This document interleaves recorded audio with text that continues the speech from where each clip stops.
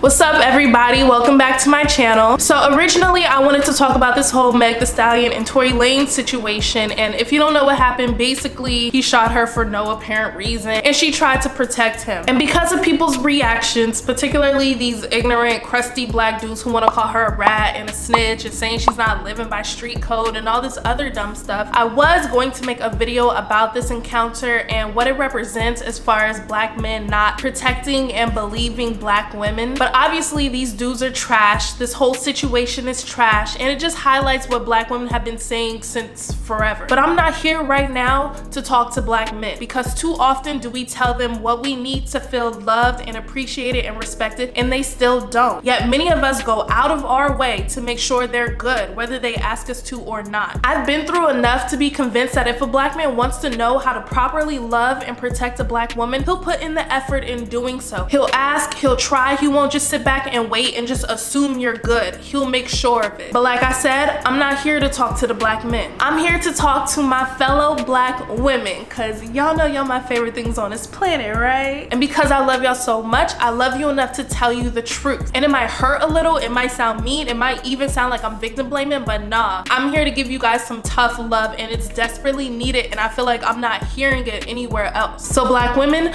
I'm about to tell you about yourselves. We talk so much about people holding themselves accountable, owning up to their shit, not blaming other people for their actions. Like, I swear accountability has been the highlighted word amongst like millennials and activists and young people for the past several years. But rarely do I see black women not only holding themselves accountable, but other black women accountable. And trust me, I understand the felt need to not publicly call out other black women, because literally everything we do gets held against us, and the last thing we need is to give other people ammunition to use against us, which is why I always say to have these conversations in safe, exclusive spaces. So guess what? We're about to do that right now. First thing I'm gonna tell black women that they don't want to hear but need to be told is black women are horrible at taking constructive criticism. Admit it, like, it's the truth. Some of us are better at it than others, but as a whole, like, yo, black women suck at taking constructive criticism. Anytime anyone disagrees with black women, we automatically assume we're being dismissed, and it's completely understandable because a lot of the times we are. But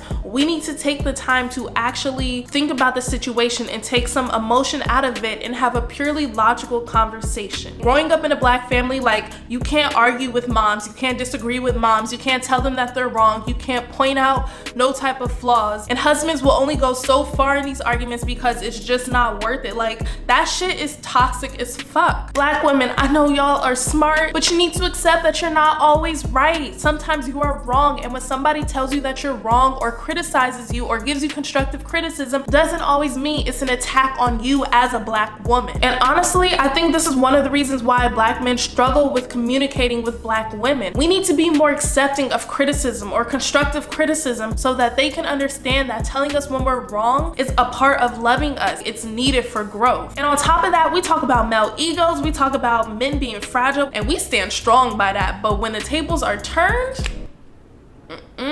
nope, I'm calling it out. We gotta stop the hypocrisy. We have to check ourselves so that the battles that we're fighting out there in society aren't being regenerated and transformed into new unnecessary problems within our own community. So in my opinion, learning to take accountability is one of the biggest things that black women need to work on. The second thing I'm gonna tell black women that they don't want to hear but need to be told is black women suck at creating and enforcing boundaries with black men. While you're not responsible for someone else's actions, you are responsible for what you tolerate. Obviously, that's situational. Everybody is going through something different, but you can only be so upset at a situation, a problem, a dynamic, whatever, that you allow to continue and don't work on changing or improving. For example, in my most previous relationship, I used to get irritated when he would do something that was selfish or inconsiderate. My attitude would change, my body language, all of that. Like, I would be so frustrated. But then I would take into account the fact that I wasn't vocalizing what the problem was. I was just being frustrated by his lack of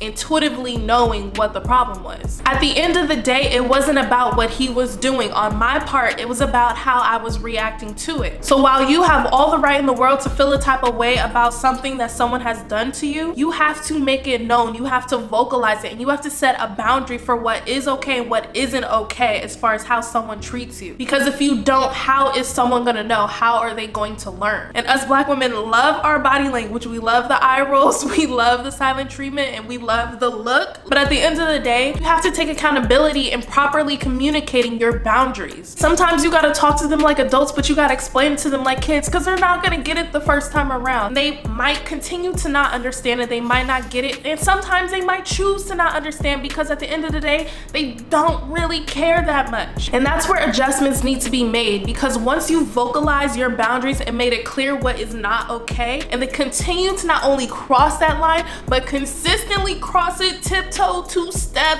crip walk all over that line, and there's no changes to how you respond, then it becomes a lot less about what they're doing to you and more about what you're allowing. You're, in a sense, rewarding bad behavior. Communicating boundaries is so important, but actually enforcing them is the hard part, and that's the part that is so often neglected and deserted. I feel like so many of us talk about how Black women should be treated, and we know how we want to be treated, but not enough of us truly look at ourselves and say, this is what I deserve and I will not tolerate anything less. We think we do, like some of y'all are probably watching this like, no, I do that. But then we let someone that we love, or us liking someone or caring about someone, or someone having D2B, curve our boundaries and take priority over what we know we truly need to grow and feel valued. And a man who loves you is not going to continue to disrespect you unless you allow them to. And a man who oversteps those boundaries is selfish, and a woman who adjusts her boundaries is allowing herself to be diminished and dismissed. Like, sis, do better. And this is where we get placed in a very weird position with Black men, because Black women feel a very high, overwhelming need to protect and nurture Black men. And a lot of the times, this is at the expense of our own emotional stability. I think many of us feel like when we create certain boundaries and change the level of access that they have to us, even when we're doing it for our own protection, we feel like we're, in a sense, abandoning them or leaving them vulnerable in a way, and we feel guilty about that. But there's a difference between creating a boundary and cutting somebody off or pushing them away. And the third and last thing that I'm gonna tell Black women that they don't want to hear but need to be told is Black women suck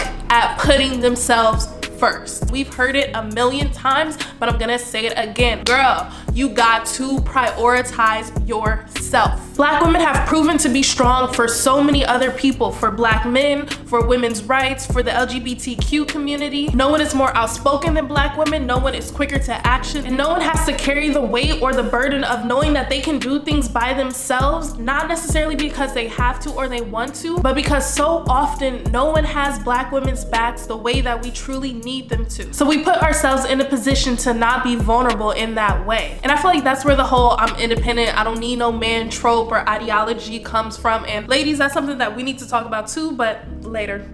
But my point is, Black women have been strong for so many other people, and rarely is that same energy being reciprocated. And we feel frustrated and we feel angry, and sometimes we feel bitter. But what we don't feel is accountable. Taking accountability is everything. Setting boundaries is everything. And if you don't learn how to do those things, you're never going to be able to put yourself first. If you allow someone to constantly overstep your boundaries, then their wants and needs will always be a priority, and yours will come second and possibly even just be dismissed. When people dismiss your boundaries and disrespect you, you need to minimize or revoke their access to you. Now, this doesn't mean disassociate with Black men. This is not a push to create, or rather add to, the divide between Black men and Black women. We need them, they need us. This is about enforcing boundaries and prioritizing your needs. And it's possible to work on healing yourself and helping someone else heal at the same time, but you still need to prioritize you. You know that feeling of being drained in a relationship? That's the result of you pouring from an empty glass, babe. And please know that no relationship is truly 50-50. That scale is constantly going to shift. But when that scale is seemingly always heavier on your side and the other person person is content with receiving more than they're giving, like, you are in danger mentally and emotionally. Black women,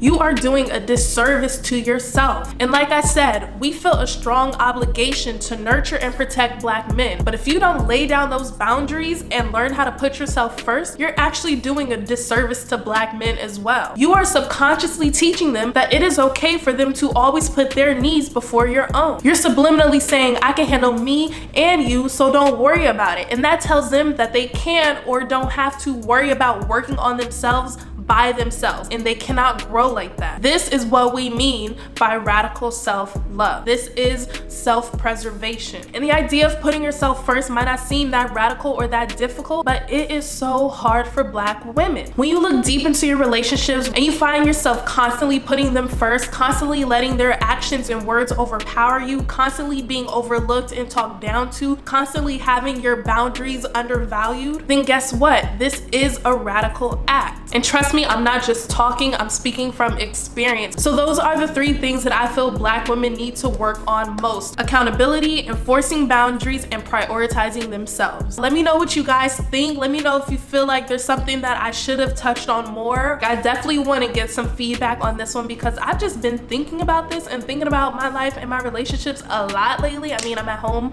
all the time. Like, make sure you have my notifications turned on. Make sure you like, comment, subscribe, all of that. Like, do I gotta say this every single time? You get it. All right, bye, you guys.